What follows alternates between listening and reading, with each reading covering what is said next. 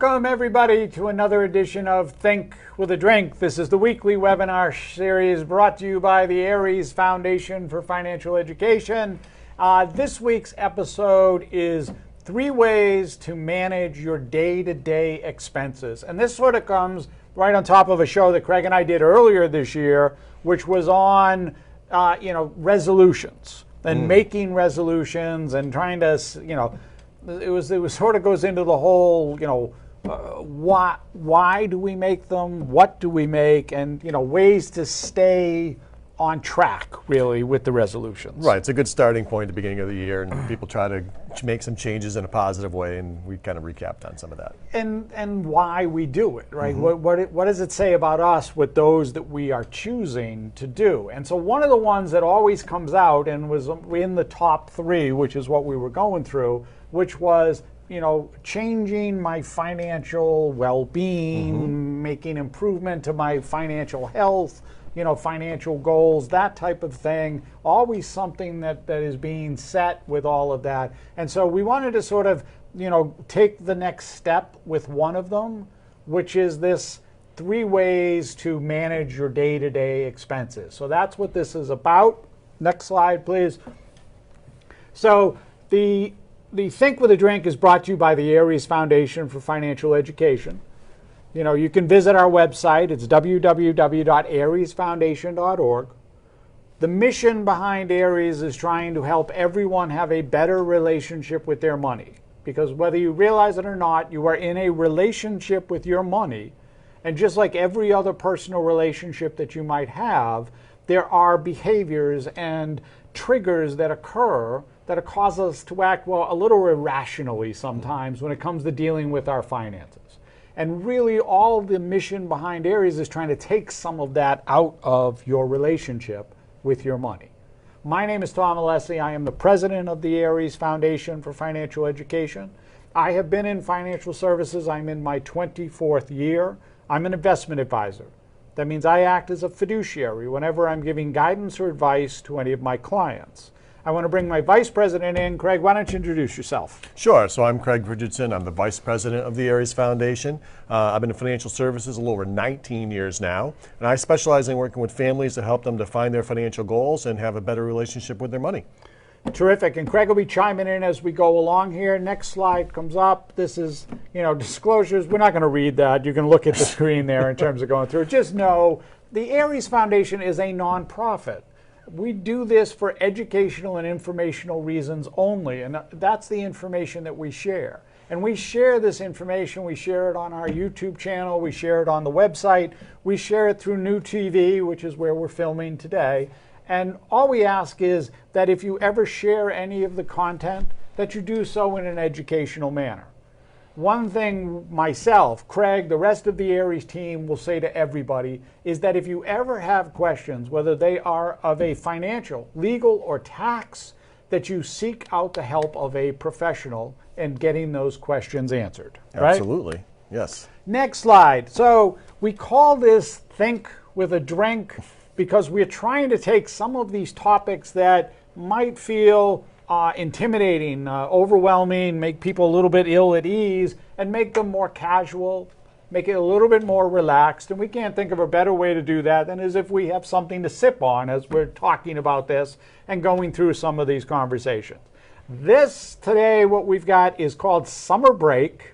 It's from our friends at Sierra Nevada. You might have heard of them. It is an IPA, but it's a lighter IPA. Okay. So most IPAs, when we think about IPAs, they get heavy. And I mean heavy, I mean high in alcohol content. Yeah, like a double IPA or a triple IPA. Oh, yeah. So some of the ones that we've had get up into the 7 and 8% ABV. So this one comes in at 4.6. Nice. So so it's a much easier drink. It's a much lighter drink. That's why they call it Summer Break. It's meant for those hot summer days, which sometimes having that heavy, high alcohol content doesn't really go on a hot summer day type of thing.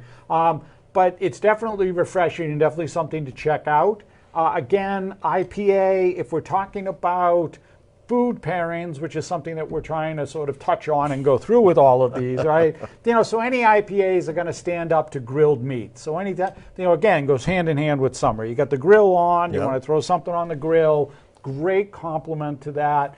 Spicy foods, any type of spicy food that you might be having, and when we say that, whether that's Mexican or Thai or something like that, where you've got those spices, an IPA, the hops will handle that. So this will pair well with venison or elk? If you're throwing it on the grill, absolutely. Okay. If you're throwing it onto the grill, anything on the grill, a meat, a roast, that type of thing will definitely stand up to this. So it's definitely worth checking out, and we'll say Skol. All right, let's get into, taking a look at and understanding the steps to manage your day-to-day expenses. So the first step is understanding your cash flow. Absolutely. Right? And so when we say understanding your cash flow, for a lot of people out there, and you may have read stuff or gone to different websites and done things like that, most people are going to say to you, you need to get a budget. Craig and I absolutely don't like the B word at all, right? So we don't like using budget, because the minute you say budget to somebody, they feel restricted. It's just it's one of those words that everybody feels like, this is a little tight for me, or I don't want to be. That's too complicated. I can't do that. I can't do that. I don't want to follow that. That's not going to work for me. So we think of it more of understanding the money you have coming in and the money you have going out. Right? So that's getting a handle on your cash flow. Money coming in should be fairly easy for everybody, right? So that should just be, I've either got a salary, I'm getting paid, or I'm working on an hourly basis and this is what I get paid. Right. You know how much you get. Usually you know how much you're getting on a weekly basis or monthly basis, depending on your job situation. Yes. And so that's the first thing, is the money coming in. Now, once you have your deductions, the taxes and FICA and all of that stuff that's coming out of it, you've got your net take-home pay. That's the first part. So we understand what our net income, what's coming into the house on a monthly basis. Now we get to the tricky part, which is the stuff going out. Aha. Yes. Outflow. Outflow. Spending. The spending. And again, for us, it's not a budget. Right? It's not about budgeting. It's about understanding how you're spending your money, but also why. Well, it's also more fun if you have a spending plan rather than a budgeting strategy. Yes. Again, nobody likes the B word. So we're going to keep it to spending and dealing with spending, but you got to get an understanding and really have to understand how you're spending your money, because that's the most important part. And Craig and I, we sort of break it down into three different buckets, plan, whatever you want to call it. The first one is those must-pay expenses. That's, if it's rent or the mortgage, the insurance, the utilities, food in the home, i.e. in the fridge or in the cupboard, not necessarily food you're eating out. Pizza. No. No, frozen pizza. You make it at home, maybe, okay? So for food at home, the must-pay expenses. That's the first thing you got to get a handle on. The second part is then what you're trying to save. Because ultimately, you really shouldn't be spending until you know what you want to be saving. But the flip side is also true. You can't save until you know what you're spending. That's true, right. And a lot of people don't save at all, and that's one of the big problems. I actually read a statistic just yesterday that said that 40% of Americans don't have $400 put away for an emergency. That we'll get to in another second or so, but that's troubling in terms of dealing with it. And then the last part is the fun stuff, right? Discretionary spending. And for most people, what happens is discretionary spending sort of gets folded into that first bucket, which is the must-pay expenses, and it creates a problem. So you really need to be thinking about understanding cash flow. What do I got coming in? What do I got going out? And how am I placing that in such a way that I am efficiently using all of the money to do and achieve the things I want to achieve? Again, you got must-pay expenses. They have to be paid. Discretionary is where, especially as we get into a recession, which is something that we've talked about before, gets tightened, gets lessened. But you've got to have that saving strategy built into it, because otherwise that's what causes a lot of the downfall, or as Craig just mentioned, not having money in the bank. Right. Next slide. Next, whatever it is. Next question. There we go. Cutting unnecessary expenses is step number 2. Sorry, I got caught in a. That's okay. Needed a drink right there. Good thing we weren't on the radio. They would have changed the channel. Now that dead air. Dead air. Can't have dead air. Cut unnecessary expenses. So this is probably the hardest one for most people. As you really get into it and really start to think about it, and they start to sort of go through that. So that first step, right, that whole understanding your cash flow, building out the cash flow process, because when you get into budget and when you get to talking about budget, that's where it starts to get to be, what am I spending my money on? Correct. Yeah. I mean, I think the big issue here is understanding what is necessary and what isn't necessary, right? The want versus need scenario. Some will say, well, food and shelter are necessary, right? Part of surviving. Cable may not be. Correct. Right? Or your favorite subscription service may not be. However, in your mind, I can't live without it. So that's the first thing, is it's how do you get to a comfort level of, these are the things I'm spending money on that aren't bringing me enjoyment, and these are things that are necessary for me to feel like a functioning person.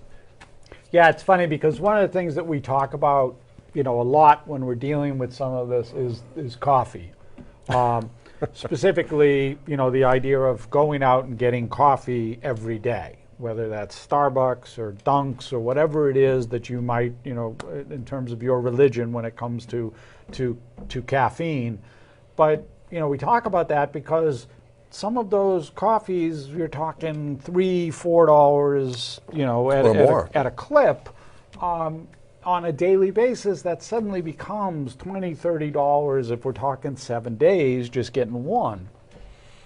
But if you're somebody who that's what's picking you up, that's what's getting you to the office, that's what's getting you to your job, that's what's getting you through your day, that Starbucks mocha or the Dunks blend or whatever in your hand, there's the trade-off, as Craig was just alluding to and just saying, is that conversation of trying to figure out, does this benefit me going through?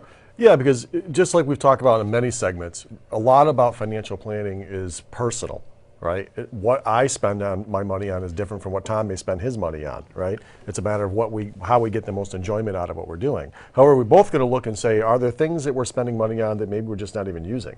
Right? I have 5 subscription services. I haven't watched this one in 8 months. Why am I still paying for it? Right? Maybe I've got something like XM radio, but I'm hardly ever in my car anymore. So why am I still paying for that? Just because it's automated and you just keeps getting billed. Right. And so those are something, well, these are things I could cut.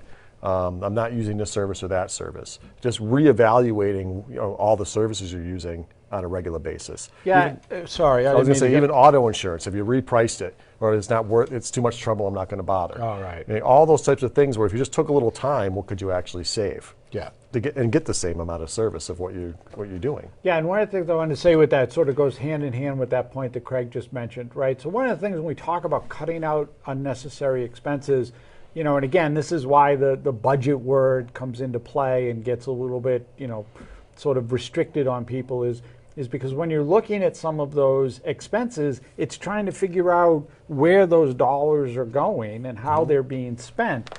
And for a lot of people, that becomes just daunting. It becomes challenging trying to go through and look at that and actually get a handle on where all those dollars are going, whether that's ATM slips that just have no explanation as to what the funds were used for, right. Or, I stopped in and got a coffee and didn't keep the slip, but, who knows what happened there. Those type of things. But you don't really want to start with the nickels and dimes. And we mean that in saying that when we're thinking about unnecessary, like Craig said, looking at some of those larger or maybe ticket items that could be cut back, that could be dropped, that not necessarily adding to your world, right? Trying to think of a way to phrase that in a positive way that was saying, okay, it's all right to take a step back and say, gee, I don't really need this. I can do without. Right. I can be okay if I don't have this thing in my world, and trying to go through my daily life, what do they call it? Tightening the belt, right? That's the phrase that usually. Yeah, or even look at a different way to do things. Like I know me and my wife, one of the things that we get hung up on is we like to eat out, right? Who doesn't like to eat out? But what I found is, if we don't have the appetizer and we don't order drinks like alcohol, the bill's substantially less. Now, I still had the pleasure of eating out. We still didn't have to cook. I didn't have to clean. But I'm paying half of what I would pay if we sit there and had drinks and 3-4 more courses. So another way to do it. Yeah, so you still get to enjoy it, but kind of, it's cheaper to drink at home, right? Right. And safer for that matter. Yes, that is also a case. But so it's trying to go through and understand, how that money is being spent and how it's being dealt with. It's again one of those words, unnecessary, not necessarily the word for that, but just sort of grasping that in the mind that like, well, wait a minute, I've been spending it on this or that or, that type of thing. And could I be better off if that money was going towards some savings goal or financial goal that I was trying to achieve, whether it's this year, next year, or about 3-5 years down the road? Yeah, I mean, even sometimes, I look at it as, let's say I want to do a vacation this year, right? And I go, well, say the vacation's $5,000. I may look at, well, what could I cut that would add up to $5,000 over the course of a year, right? Because, okay, I'm not using this service or that, so now I cut a few $100s a month out of my budget, and now all of a sudden if I save that money, the trip's paid for. Right. So it's really, like you said, transferring the money to the things I'm going to enjoy more rather than the things I'm not getting any pleasure out of. Yeah, absolutely. So next slide. So, just as part of this, and what we try to say to everybody is that if you ever in a situation and you want to have a conversation about some of this, whether it's trying to get a handle on budgeting, cash flow, day-to-day expenses, managing that, putting it together, you know that we're here. That's the goal behind the Aries Foundation. The QR code on the screen, you can just click on that. It'll bring you right to our scheduler, and we're available to answer questions at any time. The scheduler link is also there on the bottom. But it's nothing more than a complimentary chat just to have an idea what's important to you and what can we try to sort of give you some guidance and advice to help you out and send you in the right path in the direction that you're trying to go. Sometimes it's very helpful to have a non-emotional opinion, right? Because sometimes, one of the other things we do is we don't say no, right? The people around us that maybe we're supporting. Oh, right. Right, and we end up spending a lot of money on others that we would never spend on ourselves. Yeah. And we put ourselves in positions. Yes. So another thing to think about when you're talking about your spending habits, not just what you're spending, but what you're giving others to spend. So next slide, last step here, and this one it goes more to the heart of it and sort of the reverse of what Craig was talking about. This is automate your savings plans. So not automating your spending plan, which is what most of us are doing in terms of, like Craig said, all those subscriptions and other things that we have, but this is trying to automate your savings plan. So the first one is the contribution to a retirement account. Yeah, right? that's the easiest one to do. Yeah, that's the easiest one. So we sort of start there with it. So if you are not participating and your employer is offering you the ability to contribute to a retirement plan, first thing to be thinking about, because that's an automated system, comes right out of your paycheck, pre-tax, all that stuff that goes along with it, but something to allow you to say, okay, I'm putting some money away. For those of us who have heard us do this before, we have always talked about savings in terms of buckets, right? So you've got a short-term bucket, you've got a mid-term bucket, and you've got a long-term bucket. That contribution to the retirement plan would fall in a long-term bucket. Generally, that's anything that's 10 more plus years away. And for most people, that's either retirement or education for a small child. Right. But as Craig said, one of the more important ones, and what's coming now and what you're going to see hopefully more and more, especially with the passage of the new Secure Act 2.0, is this automated savings into a bank account. By most employers, hopefully this will come to fruition, because I think this is just a huge benefit for everybody. For those who don't have a way that you are systematically sending money into what we would call an emergency reserve account. Yep. That's that short-term bucket number one. As Craig said, most people don't have $400 in the bank. Our industry says what? 3 to 6 months. 3 to 6 months of living expenses, correct. 3 to 6 months of living expenses should be in that emergency bucket. Now, the pandemic, basically quarantine, COVID, taught us that most people don't have that in the bank. So what you want to do is you want to have, right now we say about 6 to 8 weeks of expenses. That should be the first focus. The money should be going there first, and it should be in some sort of an automated system so you don't have to think about it. And it should be separate from your checking, separate from your account, because it's meant to be emergency reserves. Something you have to take a step to get to, almost like breaking the glass. There right? we go. Yes, that's a great metaphor, great analogy for that, whatever you want to call it, that there's a blue line or blue wall or glass pane between you and that emergency reserve account, right? But that's a tough one to get automated right now. Like I said, it's coming. Well, I mean, would you have your own bank account? Sometimes you can do that through your own bank. You can automatically deduct money from your account on a regular basis and have it move into another account. Okay. Actually, a lot of times even now with Venmo and other things, there's other ways you can actually move money. It's easier to move money than it ever was before. Right. The issue is creating that barrier. That's the other piece. But it's also trying to find how much can I do. I mean, some people don't start because it's like, well, I can't do that much. Why would I bother? You know what? Well, you talk about, doing retirement. A lot of times retirement plans get matched. Yep. Right, up to 3 to 6% depending on the employer. Well, that's free, like your favorite word, free money. It's free money. Free money is the best money, right? So people automatically, I want a raise. Well, you can give yourself one just by contributing to your retirement plan. That's free money. But the other thing is, even if you're starting small, even if it's a couple bucks a week, even if it's just a change, difference between, doing a whole dollar, which is some of, they have that out there. At least you're starting to make incremental steps towards putting something away. Right. And having something put away is better than having nothing put away. So you don't have to be all or nothing. It doesn't have to be all of a sudden I got 6 weeks worth put away. Right. If it takes you 6 months to get there, well, at least you're directionally correct, as you like to say. Yeah, no. And that is a major factor with this is putting the steps in place so that it can happen. Like Craig said, if you're at zero, you're not going to get there overnight. But you've got to put something in place so that you can make it happen. Clearly, for most people, what they're doing is not working. And that's usually no fault of their own. It's that the money is going into their checking account, and their checking account is directly tied to their checks and their debit ATM card, which means I can access it at any time. There's no buffer to stop me from doing that. Yeah, and that's one of the bigger problems I think today with people's spending habits is that money has become virtual. Right? It's almost like trying to make it as easy for you to spend your money as possible. I mean, back in the day, some people still manage cash, right? But how many people can go, look at all the cash I have on me now because I'm going out? Everything gets put on a card. Everything's automated, and it's all now one click. You don't even have to think about it. Most of the time, you don't even have to sign anymore. Yeah. Right? Or they put it on their watch or their phone, and click, done, done, done. So it's so easy to separate you from your money that actually Tom suggests, and I agree, something you want to just take a step back and maybe write down everything you're spending for a week or two, right? So you can or even take out cash and that's what you spend for the week.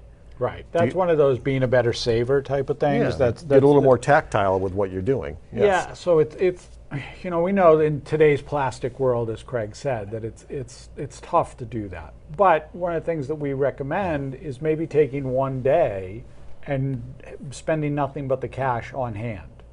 No plastic, no ATM, nothing. Whatever you've got in your pocket, that's your budget for the day. And that's what you can spend. And so to give you that process of thinking about, can I spend this? Can I not spend this? Really sort of getting you to think about, what am I doing? The adage that Craig mentioned about writing down when you spend, the reason for that is it connects us to it. Right? We become aware of what we spent and how we spent it, and more importantly, why we spent it, and we get to start to think about it. Like, why did I do that? Did I really need it? Right? Like I said, for some folks, that caffeine in the morning, we're never going to talk you off it. So we got to figure out another way to find the dollar someplace else, because the caffeine is what's getting you to work, through work, which is what's bringing in your cash flow. Well, the other thing too is money for a lot of people is a very daunting subject. Yes. And sometimes you just don't want to make changes because you don't want to look at it, right? I just don't want to deal with it. I don't want to deal with it. So I'll spend the extra money. I don't care if it's efficient. I'm comfortable. I don't want to look at it. But that's not going to get you anywhere. Right. Problems seldom go away just because you ignore them. Yeah. Next slide.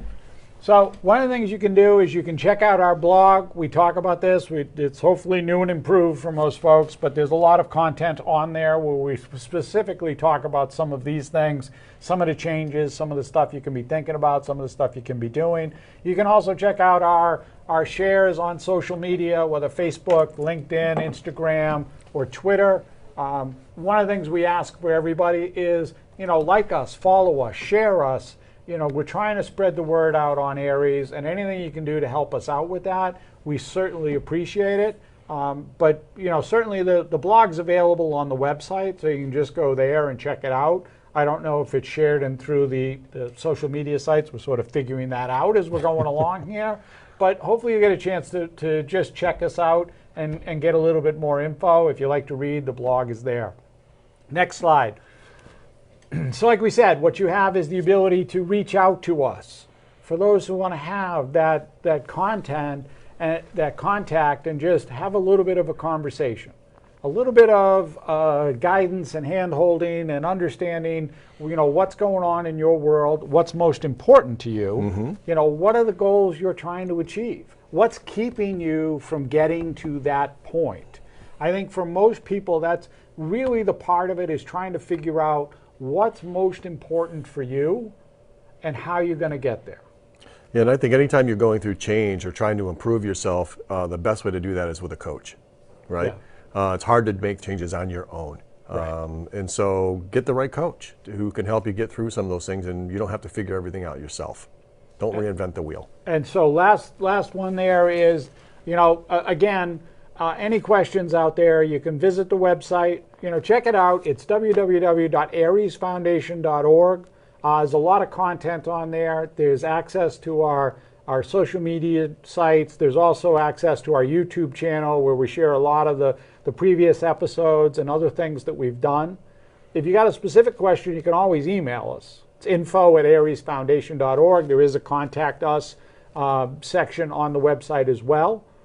But also scan the QR code. You can go right to that QR code, and then that'll bring us up, and you can schedule a time, and we're happy to answer any questions that you might have. Well, financial. I don't know about any question. Oh, yeah. No. Financial questions. Thank you, sir. You're and welcome. On that note, Skol. Have a great evening.